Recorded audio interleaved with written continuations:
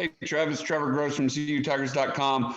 I'm sure it's hard to believe that it's the last home game of your junior season. How emotional do you think you'll be standing at the top of the hill for potentially the last time?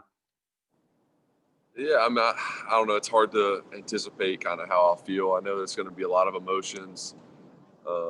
This is, kind of like since I'm graduating in December, this is my senior night, and just all the guys here that have meant so much to me, and my teammates, my coaches, friends, just this place in general. There's a lot of, it's really changed my life being here, and just been so fortunate to be at a place like Clemson. So there's going to be a lot of emotions. I don't know how strong they'll be when I'm up there, but it's definitely a lot of, hard work and a lot of commitment and a lot of fun that I've had here. And so it's going to all kind of come to fruition for sure. Trevor, it's Pete at AP. I know you were disappointed last week with the Florida State outcome, but you haven't played more than a month. I mean, what's that been like just not to be on the field?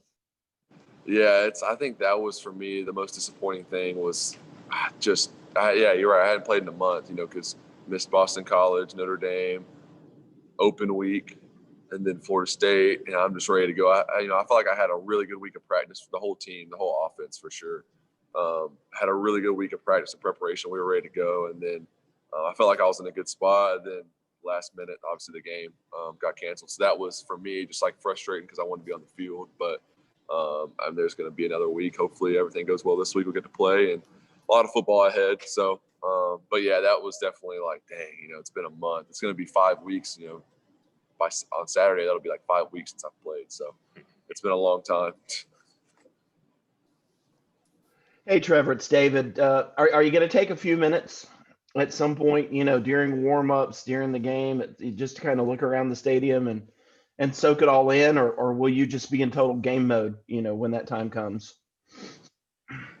I'm sure, that when we do I don't really know exactly how it goes, run down the hill, see our family, all those things, I'll take the time to enjoy it. I think that's important.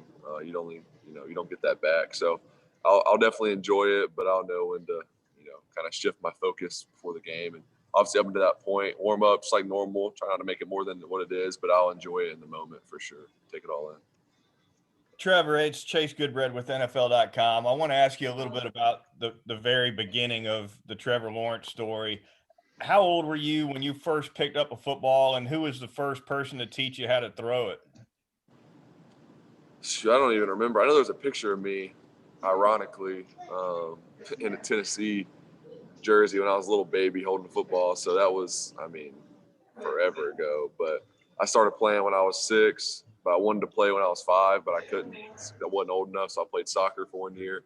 I started playing when I was 6. Started playing quarterback for the team when I was 7, and since then, rec ball. I played quarterback, running back, defense, all those things, but just always played quarterback since I was 7. So it started a long time ago.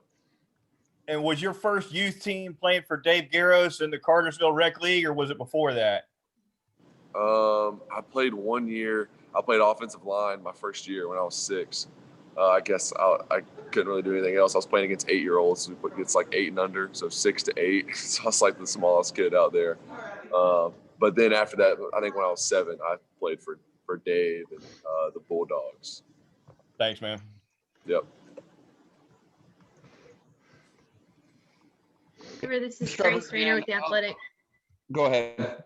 Oh, sorry. Trevor, I was just going to ask, you talked about Death Valley a little bit, and obviously you've had a lot of huge moments in your career, but what is your favorite or the most memorable in Memorial Stadium?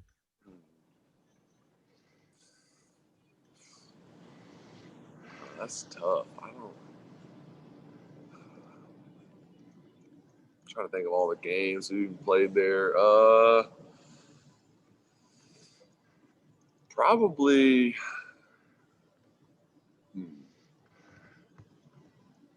I don't know. A good memory I have, obviously, it's kind of weird. This is one of them, but the Syracuse game my freshman year, that was a super cool moment. And obviously I didn't get to finish the game, went out with an injury in into the second quarter or something. But seeing the team kind come together, find a way to win, and Chase, who was one of my good friends, still is when he was here, come in and just play well. And it was just a cool moment for everybody. I think our team really got stronger.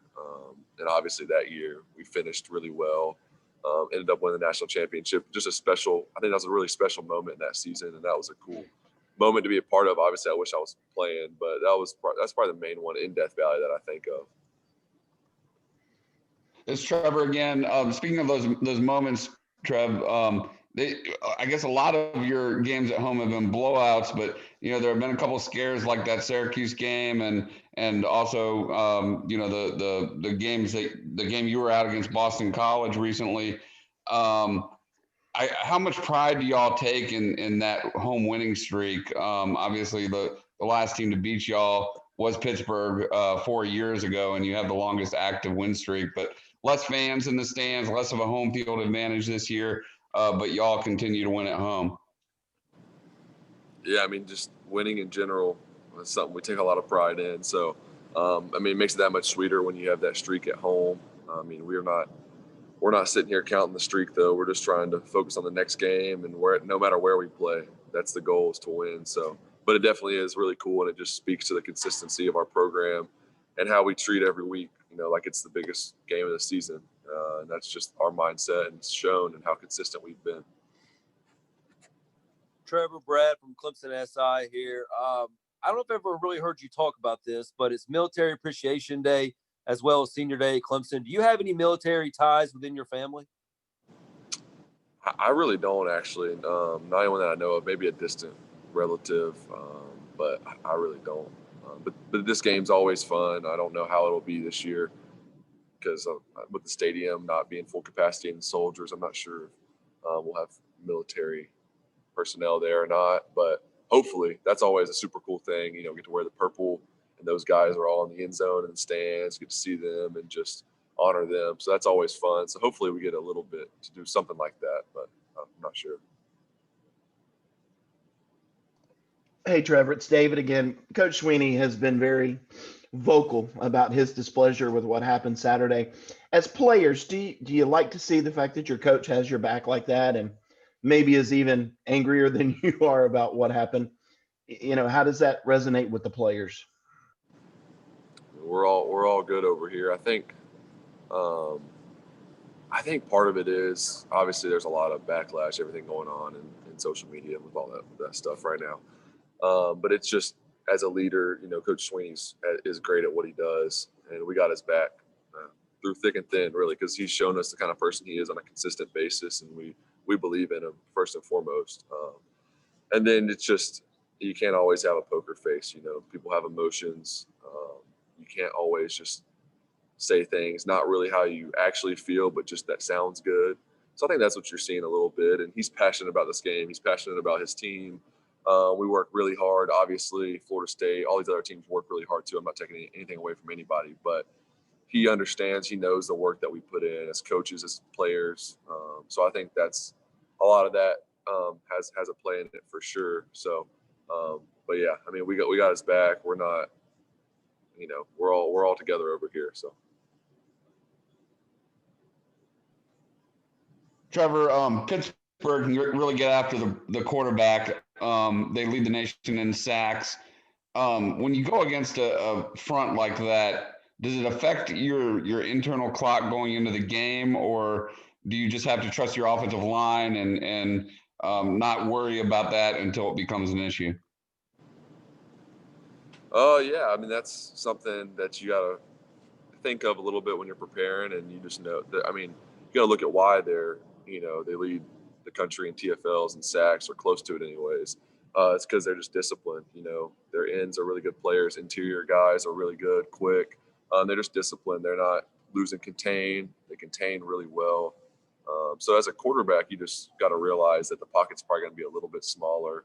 You got to really maneuver it with small movements in the pocket. And it's just the details are more important than ever. So that's the biggest thing. I don't really change anything, but just remembering to keep my pocket presence, hold my ground, find ways to move around. Also, maybe a little bit of a faster internal clock, but just see how the game plays out. I really got confidence in our O-line as well. So, obviously they're a really good group, and that comes from being disciplined and really well coached. But it's gonna be a fun challenge for sure.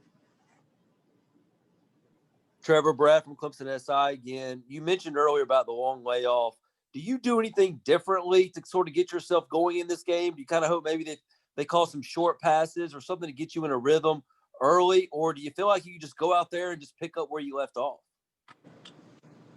I feel good. I think the game plan will be the same as it would have been if I played every week, and that's what I want. So I don't think anything will change. I've been practicing the last 3 weeks or 2.5 weeks, so I still feel good. Obviously, actually playing and performing on Saturday hasn't been there, but I feel good with how we've prepared and practiced to get me back ready. Have you ever had a layoff like that in your career, going a whole month without playing a football game? No, not during the season. That's definitely new to me. Obviously, just having to miss 2 games and the bye week, it was already going to be 3 weeks, almost 4, then now an extra one. So it's weird, but I'm ready to get back for sure.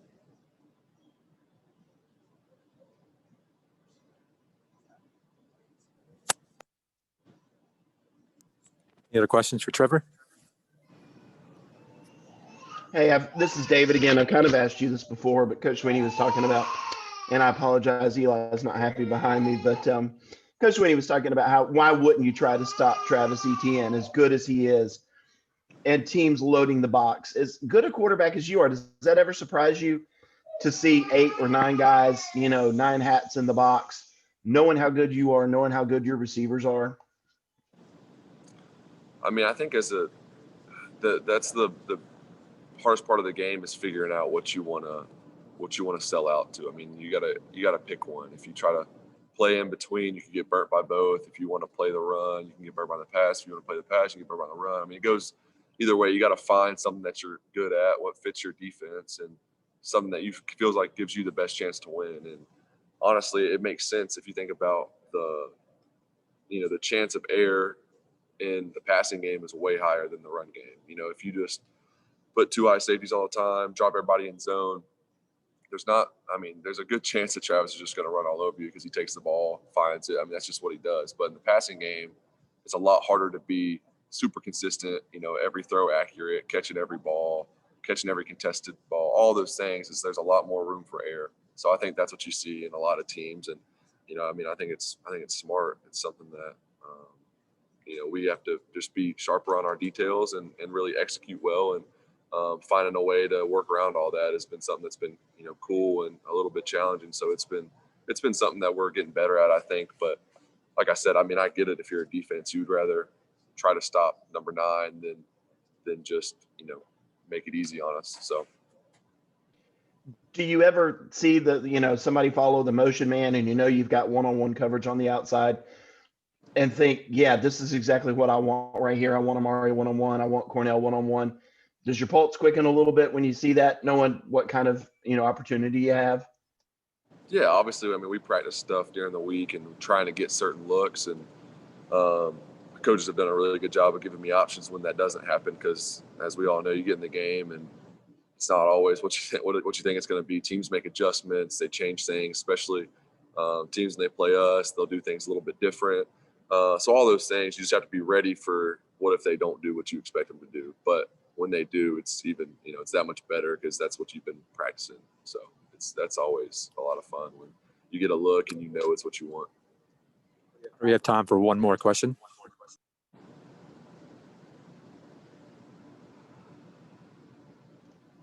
Well, I'll ask it. Does DJ pick your brain about this kind of stuff? Obviously, you've got so many years in the system. Does DJ come to you with questions? What are you seeing out there? How do you read this?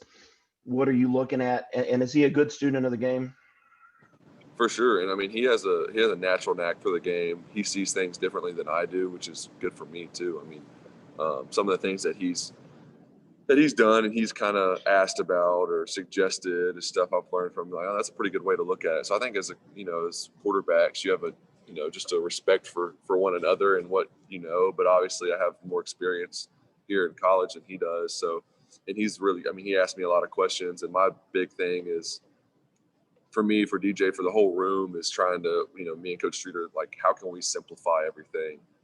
Because that's the name of the game as a quarterback, is simplifying it to where you can feel confident when you're in there and just react. And that's the main part that we try to do, is just make it simple. And I taught DJ what I do to simplify the game and to play faster and to just stay sharp and not be thinking too much. Because if you think too much, obviously it's going to result in, whether that's inaccurate balls, bad decisions, all those things. So just trying to simplify it as much as possible. And that's something that I've been able to help him with, I think, so far.